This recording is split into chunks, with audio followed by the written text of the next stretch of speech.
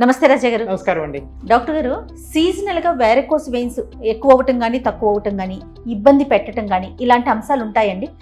ఎందుకంటే ఇప్పటి వరకు అసలు ఈ విషయం మనం ఎప్పుడు మాట్లాడుకోలేదు. డెఫినెట్ గా అండి, వారికోస్ వెయిన్స్ లో చాలా సీజనాలిటీ చూస్తాం మనం.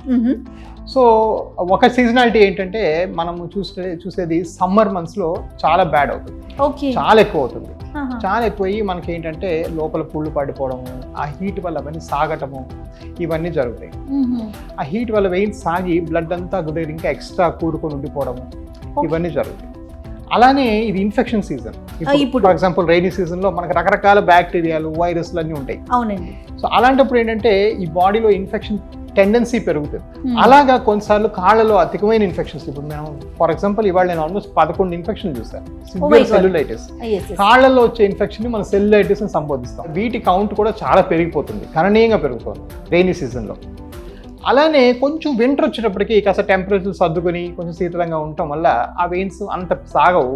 సో వింటర్ లో కొంత ఇంప్రూవ్మెంట్ కూడా చూస్తాం. టు బి ఫేర్, ఇక్కడ మన ఒక రాంగ్ కాన్సెప్ట్ ఏంటంటే ఈ వింటర్లో తగ్గిపోతే ఇది అయిపోయిందిలే, ఏదో ఒక మంత్ బాధ పెట్టింది, అవి మట్టికి ఏవో తగ్గిపోతాయి అనుకోవడం చాలా పొరపాటు. కానీ వింటర్ లో పెయిన్స్ కూడా ఎక్కువ ఉంటాయి కదండి. ఇప్పుడు మనకి ఏదైనా నొప్పి తగిలితే కొంచెం పెయిన్ ఎక్కువగా ఉంది అని అనుకుంటాం. ఓవరాల్ గా పెయిన్స్ ఎక్కువ అవుతాయి.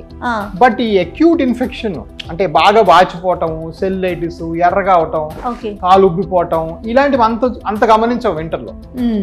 అందువల్ల చాలా మంది ఏమనుకుంటారంటే యాక్చువల్గా సమ్మర్ లో చూపించుకొని మేము ఏదో వింటర్ సమ్మర్ లో చేయించుకుంటాం ఆపరేషన్. కొంతమంది ఏముందిలే అంతేం పెరగలేదు, if anything I'm feeling better అని కూడా ఆపేసిన సందర్భాలు చాలా చూసాం. ఓకే. సో ఒక్కసారి వారికోస్ ఫామ్ అయినాక ఇవి కొంతవరకు 5-10% వేరియన్సెస్ అంతే. ఓవరాల్ గా ఒకసారి వారికోసెస్ వచ్చినాక అవి తగ్గిపోయే అవకాశం లేదు. ఇక్కడ టేక్ హోమ్ పాయింట్ ఏంటంటే అవి మట్టికి అవే ఏదో సీజనల్ వేరియేషన్ రావటమే కానీ అవి తగ్గిపోయే అవకాశం లేదు. దానికి ఖచ్చితంగా మనం ట్రీట్మెంట్ కి వెళ్ళాల్సిందే. అబ్సల్యూట్లీ ట్రీట్ చేస్తేనే తగ్గుతాయి. ట్రీట్మెంట్ విషయంలో సీజనల్ గా చూసుకుంటారు అంటున్నారు కదా, అట్లా ఏమన్నా ఉంటుందా డాక్టర్ గారు? సో ట్రీట్మెంట్ విషయం చూస్తే సీజనాలిటీ పెద్దగా ఉండదండి. అసలు అలాంటి సీజనాలిటీ మెయింటైన్ చేయకూడదు కూడా. ఎందుకంటే దానివల్ల ఏమీ అసలు పెద్దగా ఉపశమనం ఉండదు. ఈ మనం మాట్లాడుతున్న ఈ సీజనాలిటీ అంతా కూడా 5%. 95% లోపలైతే సర్క్యులేషన్ ఫెయిల్ అయిపోయి కుళ్ళిపోతుందో, బాడీ చెడిపోతుందో అది అనేది మారదు. ఓకే. సో ట్రీట్మెంట్ అనేది ఇమీడియట్ గా జరగాలి, ఇమీడియట్ గా చేసుకోవాలి. As soon as we notice the problem చేసుకోవాలి. Okay okay. అది కూడా ఎక్స్పర్ట్స్ దగ్గరికి వెళ్ళి చేయించుకోవటం. ఎందుకంటే మనం number of hospitals, number of doctors ని చూస్తూ ఉన్నాము. ఎక్కడికి వెళ్ళాలి అనే ఒక కన్ఫ్యూజన్ కూడా మనకి ఆడియన్స్ లో కనిపిస్తూ ఉంటుంది, పేషెంట్స్ లో ముఖ్యంగా. ఎలా చూస్ చేసుకోవాలంటారు? ఇది చాలా మంచి క్వశ్చన్ అడిగారండి. ఎప్పుడు కూడా నాకు పేషెంట్స్ కూడా అడుగుతుంటారు, మరి మీ బ్యాక్గ్రౌండ్ ఏంటి డాక్టర్ గారు, మీరు ఇంటర్నేషనల్ రేడియాలజీ అన్నారు. కొంతమంది ఏమో like one of the biggest surgeons, vascular doctor in India, ఆయన పేరు షోయబ్ పడారియా, ఆయన కార్డియాలజిస్ట్. Oh my God. వేరేజ్ మనకు తెలిసిన కొంతమంది వాస్కులర్ సర్జన్స్ కూడా ఉన్నారు. సో అమెరికాలో మనం చూసామంటే ఈ వారికోస్ వెయిన్స్ చేసే వాళ్ళ సంఖ్య 100 మంది డాక్టర్లు అంటే అందులో 35 మంది వాస్కులర్ ఇంటర్వెన్షన్ రేడియాలజిస్ట్ నాలాంటి వాళ్ళు. ఓకే. ఒక 32 మంది కార్డియాలజిస్టులు, ఒక 35 మంది వాస్కులర్ సర్జన్స్. సో 1/3 విభజించబడింది. So what is the common thing అంటే మేము ముగ్గురం కూడా రక్తనాళాల సమస్యల్ని హ్యాండిల్ చేయగలము. సో ఎవరైతే రక్తనాళాల సమస్యలు, కార్డియాలజిస్ట్ గుండెల రక్తాలను బాగు చేస్తాడు, వాస్కులర్ సర్జన్ రక్తనాళాలను బాగు చేస్తాడు, వాస్కులర్ ఇంటర్వెన్షన్ రేడియాలజిస్ట్ కూడా రక్తనాళాలను బాగు చేస్తాడు. సో ఎవరైతే మరి మీకు రక్తనాళాలను బాగు చేసే కెపాసిటీ ఉంటుందో వాళ్ళే పర్ఫెక్ట్ డాక్టర్స్. మరి వాళ్ళు ఎవరు మీకు పర్ఫెక్ట్ అంటే దానిలో మోస్ట్ ఇంపార్టెంట్ మనం గమనించాల్సింది ఎక్స్పీరియన్స్. ఫర్ ఎగ్జాంపుల్ నేను అనుకోండి, నేను ఓన్లీ వాస్కులర్ ఇంటర్వెన్షన్స్ చేస్తాను, పైపెచ్చు అందులో ఓన్లీ వారికోస్ వెయిన్స్ ఎక్కువ చేస్తాను. అది డిఫరెంట్ కంపేర్ టు కార్డియాలజికల్. పొద్దున హార్ట్ సర్జరీ, సాయంకాలం వెరికోస్ చేయడం వేరు.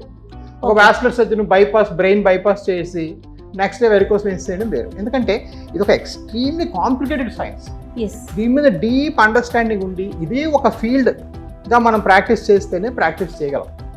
ఇది అన్ని విధాలుగా నిజమైపోతుంది. ఇప్పుడు ఆర్థోపెడిక్స్ ఉందనుకోండి, న్యూరో సర్జరీ ఉందనుకోండి, అందులో స్పైన్ సర్జన్ కూడా స్పైనే చేస్తున్నాడు. ఇప్పుడు ఆయన బ్రెయిన్ ఆపరేషన్ మానేశాడు.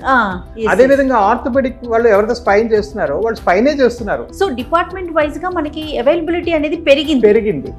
అలా పెరిగినప్పుడు ఈ extreme complexity of care handle చేయడానికి అదొక్కటే చేసి దానిలో డీప్ ఎక్స్పర్టైజ్ ఉన్న వాళ్ళే మీరు అడిగిన క్వశ్చన్ ఎవరి దగ్గర వెళ్ళాలి అంటే ఎక్స్పీరియన్స్ ఉన్న దగ్గరికి వెళ్ళాలి. బ్యాక్గ్రౌండ్ ఎక్కడి నుంచి వచ్చింది, ఎక్కడైతే ఎవరు బాగా చేస్తే వాడి దగ్గరికి. బ్యాక్గ్రౌండ్ లో ప్రాబ్లం లేదు.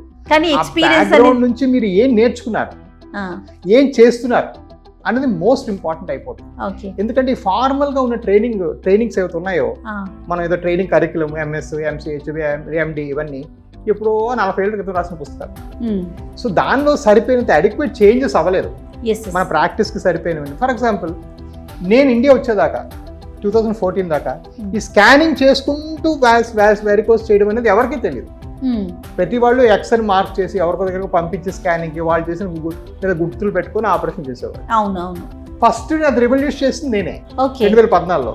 లేదయ్యా మీరు ఎక్కడికి బయటికి స్కాన్కి వెళ్ళక్కర్లేదు, ఆ స్కాన్ ఏదో నేనే చూపించి నేనే ఆపరేషన్ అదే మిషన్ వాడుకుంటూ చేస్తానంటే అది రివల్యూషనరీ. అలా మొదలెట్టింది. ఈ రోజు నాకు సంవత్సరానికి 5,000 ఆపరేషన్లు అవుతున్నాయి, ఇండియాలో హైయెస్ట్.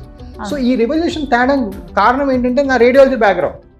నాకు స్కానింగ్ లో అంత డీప్ నాలెడ్జ్ ఉండటం వల్లే I could bring it. So background ఎట్టైనా పర్లేదండి, మీరు ఆ బ్యాక్గ్రౌండ్ వాడుకుంటూ పేషెంట్ కి సొల్యూషన్ ఎలా ఇస్తారు అనేది మోస్ట్ ఇంపార్టెంట్ పాయింట్. దానితో ఇప్పుడు మీరు అన్నట్లుగా చదువుకున్నది ఓకే, కానీ ఇప్పుడున్న టెక్నాలజీని మనం పేషెంట్స్ కి ఇవ్వగలగాలి. మనం ఏవేసి హాస్పిటల్ కనుక చూసుకుంటే మంచి లేటెస్ట్ మిషనరీ మొత్తం కనిపిస్తూ ఉంటుందండి. ఎప్పటికప్పుడు ఎవ్రీ మంత్ నేను వచ్చిన ప్రతిసారి కూడా మనం కొత్త కొత్త మిషన్స్ ని పరిచయం చేస్తూ ఉంటాం. దాని మీద మీ ఇంట్రెస్ట్ ఎక్కువగా కనిపిస్తూ ఉంటుంది డాక్టర్ గారు. అబ్సల్యూట్లీ అండి, అది is very close to my heart. నేను ఏంటంటే అందరూ ఏదో వస్తువులు, కార్లు, నగలు అలా కొంటున్నట్టు నాకు ఈ మిషన్ ఇష్టం. ప్రతి 3 నెలలకు ఒకసారి నేను అమెరికా ఫారెన్ కంట్రీకి వెళ్ళిపోతాను. నా ప్రాబ్లం నేను వచ్చిన దగ్గర నుంచి ఇప్పటిదాకా కూడా అసలు వీనస్ కేర్ లో మన స్టాండర్డ్ ఇండియాలో ఎవరు లేరు. హైయెస్ట్ ఉన్నాం. హైయెస్ట్ ఉన్నప్పుడు మరి ఒక ప్రాబ్లం ఏంటంటే మనకి కొంచెం కాంప్లెసెన్స్ వచ్చేస్తుంది. మనకు మించిన ఎవడున్నాడులే, మనం 10 ఏళ్ళు కామ్గా కూర్చుని అయిపోతుంది. నాకు అది చాలా భయం. అలాంటి కాంప్లెసెన్స్ రాకూడదు, అలాంటి గర్వం రాకూడదు. We should very humble and very foolish. We should be very humble and very foolish. అది నా లైఫ్ మోటో. కాబట్టి నేను 2-3 నెలలకు ఒకసారి ఏదో బ్రెజిల్లో, యుఎస్లో కూడా లేని ట్రీట్మెంట్ బ్రెజిల్లో ఉన్నాయి. వాళ్ళు కాస్మెటిక్లీ కాన్షియస్. కొంచెం వేడి దేశం, బాగా పాష్ కంట్రీ, అందరూ కాస్మెటిక్ అందంగా ఉండాలి లెగ్స్ వాళ్ళకి. చాలా they maintain a very high impression. అందుకని ఆ బ్యూటిఫికేషన్ కోసం ఆ ఎర్లీ వెరికోస్ వెయిన్స్ ట్రీట్మెంట్ అయితే ఉందో ఆ మాడ్యూల్ అంతా నేను బ్రెజిల్ నుంచి దింపాను. అమెరికా లేదు అది.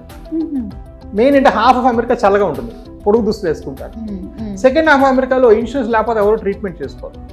ఈ కాస్మెటిక్ ట్రీట్మెంట్కి ఇన్సూరెన్స్ కవర్ చేయరు. కాబట్టి నేను ఇన్సూరెన్స్ లేని కంట్రీ ఏదో బ్రెజిల్ ఎత్తుకుని అక్కడికి వెళ్ళి 2 వారాలు ఉండొచ్చాను. వాళ్ళ దగ్గర ఉన్న ప్రతి మిషన్ రాత్రి ఇంపోర్ట్ చేశాను. అసలు ఇంపోర్ట్ ఎంత కష్టమైందో 2.5 నెలలు పట్టింది ఒక మిషన్ తేడా. బొంబాయిలో స్టక్. వాళ్ళకి తెలియదు ఇది మిషన్ ఇండియాలో ఎందుకు వస్తుందంటే ఈ పర్పస్ అంటే ఈ పర్పస్ లేదే మా బుక్ లో అంటాడు. మళ్ళీ సెంట్రల్ గవర్నమెంట్ పర్మిషన్ తెచ్చుకొని మీరు తెప్పించాం. సో ఈ మిషన్స్ కొనటం ఇదంతా ఏంటంటే it's an outcome of what is best in the world. So ఈ రోజు నేను రాసి ఇవ్వగలను as of this month, as of July 27th మీకు అమెరికాలో కానీ, న్యూయార్క్లో కానీ, బ్రెజిల్లో కానీ మీకు జబ్బుకున్న ఏ ట్రీట్మెంట్ ఆఫర్ చేస్తారో అది నేను నిక్కచ్చిగా 100th రేట్కి ఎవిస్లో ఆఫర్ చేయగలను. సూపర్ అండి. I can give it in writing. So అది నా ప్యాషన్. దానికోసం నాకు ఎంత ఖర్చునా పర్లేదు. I run after so many things. మీరు ఇండియన్ అవ్వటం, ముఖ్యంగా మన తెలుగువారు అవ్వటం చాలా సంతోషంగా అనిపిస్తూ ఉంటుందండి. ఎందుకంటే ఏవేస్కి వచ్చిన ప్రతిసారి నేను ఎవరితో మాట్లాడిన ఇదే చెప్తాను, కొత్త మిషనరీస్. అదొక ప్యాషన్. ఎందుకంటే పబ్లిక్ ఎవరైతే పేషెంట్స్ ఉంటారో వాళ్ళకి చాలా తేలిగ్గా, సులువుగా, కష్టం లేకుండా సర్జరీ చేయాలి, వాళ్ళంతా హెల్దీగా ఉండాలి. ఈ మోటోతో ముందుకెళ్తున్నారు.